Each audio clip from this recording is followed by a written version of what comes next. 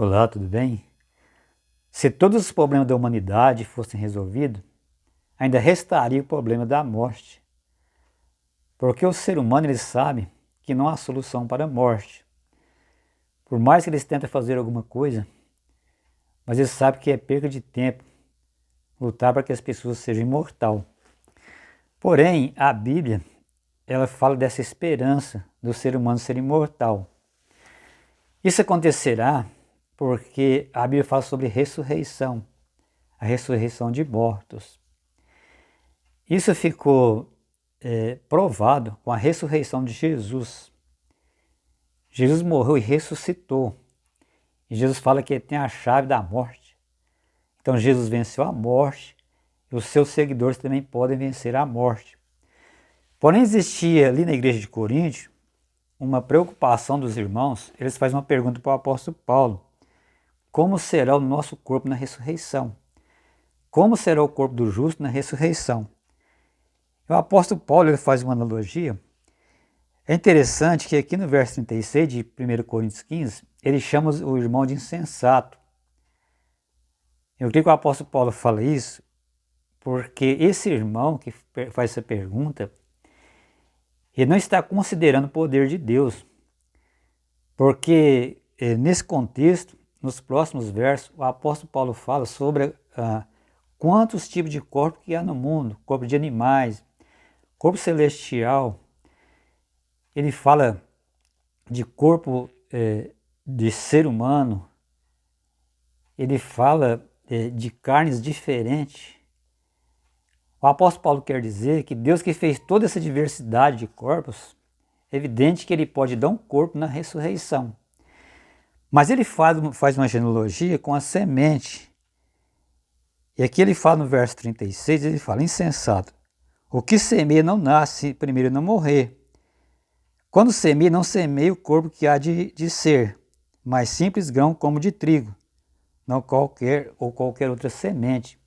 Então o apóstolo Paulo fala: quando se joga uma semente na terra, aquela semente apodrece e depois nasce uma nova planta, dá uma nova vida. Então o apóstolo Paulo fala que o nosso corpo vai ser a mesma coisa.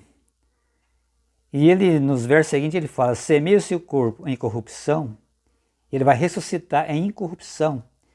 Semeia um corpo em fraqueza, ele ressuscitará em glória. Ou seja, o corpo que vai ressuscitar não é o corpo com as mesmas fraquezas do corpo que há de ser sepultado.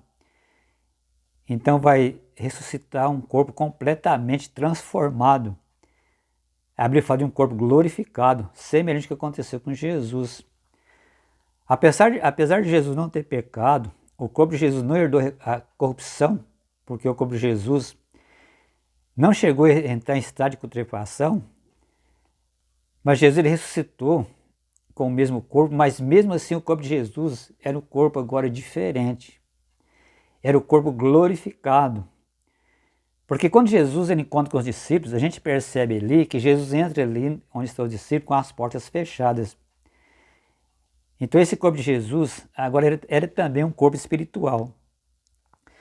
Aqui no verso 47, o apóstolo Paulo fala sobre dois tipos de pessoas. Ele fala: o primeiro homem formado da terra terrena e o segundo homem do céu. Então esse primeiro homem, o apóstolo Paulo está falando desse corpo que será sepultado. Ele chama de o primeiro homem. Mas o segundo homem, esse que ressuscita, é do céu. Ele fala: o segundo homem do céu. Então vai ser pessoas que vai ressuscitar para morar com Jesus, para fazer parte do reino dos céus. Assim como aconteceu com Jesus.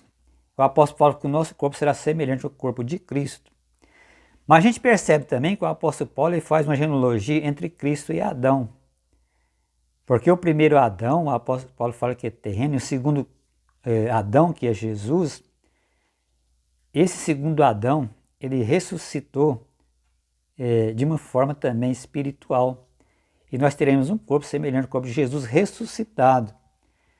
Então isso é algo extraordinário. Por isso o apóstolo Paulo fala de um corpo espiritual. Porque primeiro essa transformação do homem natural para o homem espiritual, Isso é questão do nosso caráter. E depois o nosso próprio corpo será um corpo glorificado, será um corpo espiritual e um corpo semelhante ao corpo de Jesus. O apóstolo Paulo fala de um corpo celeste.